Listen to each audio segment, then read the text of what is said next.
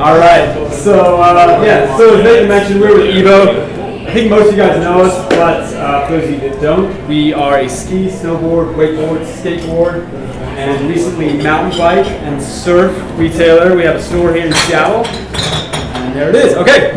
So what I want to present to you guys tonight is some ways you can, as a retailer, and maybe some reasons why you should engage with your brand partners to elevate your marketing. So I'll share a few ways that we've done it, a few lessons we've learned along the way, and hopefully spark some ideas for you guys. So at Evo, we carry over 400 brands, and these brands, they're working hard. They're working so hard to create demand for their product, right? They're sponsoring the athletes, sponsoring the movies, buying all the print ads in the magazines, hiring the most attractive models, clearly. So it's our job as a retailer, partly to capture that demand, right? The main three reasons in my mind: raise awareness of your brand. So when people go look for those hot K2 ski boots and spandex suit, they'll recognize, in our case, Evo, and maybe have an affinity to purchase with us. Growing our audience. So how do we get those folks onto our email list, following us in social channels? And thirdly, improving your SEO through link building back from websites. Real quick, this is an interesting tool through Facebook. It's called Facebook Insights. So if you're looking at approaching Arc'teryx to do some collaborative marketing, you can see what their fan base looks like. Demographics, obviously 25 to 54 for Arc'teryx, male for the most part, and then on the higher end of the income spectrum. Can't talk about Facebook without talking about the squeeze of organic reach, right? So for big brands, it's about 2% now, which is tiny. So we're about 8%, which is okay, but it's, it just keeps getting dialed back. So some ways you can fight back. You can give up and just pay the guy.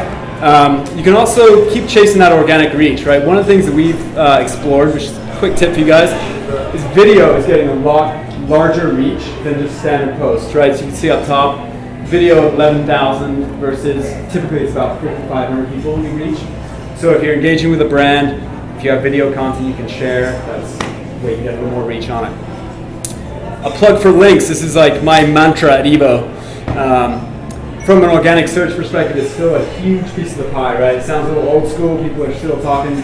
People like to talk about kind of the new things that Google's doing, but quality content and link building are still the cornerstones. So, all right, I'm going to tell you a little bit about the Evo lead grinder, what we do, how we build links, how we engage with audiences, through a couple tactics, right? The couple I want to share today are launches, so newsworthy events and how you can incorporate brands, and then contesting. It's another kind of fun one that we do. So for launches, one of the things we did, this first example, it's with Skullcandy. There's a famous skateboarder named Eric Costin. When Skullcandy launched their signature headphone with Eric, he came into the Evo store. We had at that point a brand new skate park in the bottom of our store, so it's a great chance to launch their headphone, launch the skate park, and kind of work together to promote each other. So Facebook Insights, young dudes, right? That's who Skullcandy's fan base is. So that's who we were reaching with this one. They promoted it through social, which was great. Even with a 2% reach, they have over 2 million fans, so for us it was pretty good reach. As I mentioned, we opened our second store in Portland this last fall, and decided to bring on a bunch of brand partners to help us out with that. So 14 different brands, and really how this works is they helped fund the party, which was a big part of it, but also just helped promote us and kind of set a stake in the ground down in Portland. So in return, they were included in a lot of the media, so they got a lot of exposure from it. And then on site at the event, Steve Burton, just a couple of examples there, got some publicity.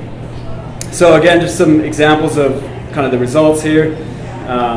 Snowboard Magazine, LibTech, a brand that we carry, pumping it out through their channels. From a link building perspective, here's our Evo Portland page, almost 2,400 links, from 39 linking domains, right? And you can see, put us on the map for Portland Snowboard Shop. Haven't even been there a year, we're top spot. So that was pretty effective. I want to shift gears to some contests we've run and just kind of unpack these for you guys. So this is the People's Pick contest we ran a couple years in a row. So the format of this is kind of one of my favorites. People would vote for their favorite ski brand in this case. And really what like the driving force behind it was to engage with these brands and help them like rally for votes and send all that traffic and link equity back to our site. So we bought some media to support AC New Schoolers, but more importantly, we purchased media to announce the winner. And so that was the big carrot for the brands, right? There was like a lot of props they were going to get. Another thing that we implemented on this that I think was pretty effective was the confirmation page wasn't a dead end, right? So once you hit the confirmation page, you could share, with your friends which brand you voted for and kind of just increase the reach of the contest. So yeah, it kind of took off. This is a few examples of just the brand engagement that we got out of it. So from a link building perspective, we had, Forefront, their whole homepage was pointing back to our site for the duration of the contest. K2, Armada, doing both Facebook and email. We had over 18,000 people enter, which for us we felt was a huge success, adding people to our email file and just engaging all our folks. So this was a fail in part. This is another contest that we ran. So in partnership with a bunch of brands, again, from a link building perspective, successful, but look, it's a dead page now, right? So the big learning for us was like, when we're hosting these contests, we need to think about where we host them and try and host them on a page that we're going to be competing with into the future. So the one we're launching this week, a new category for us is mountain bike.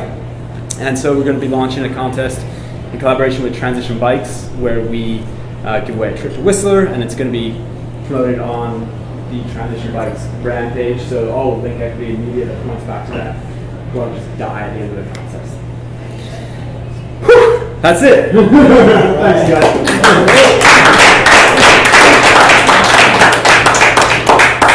So new customers, how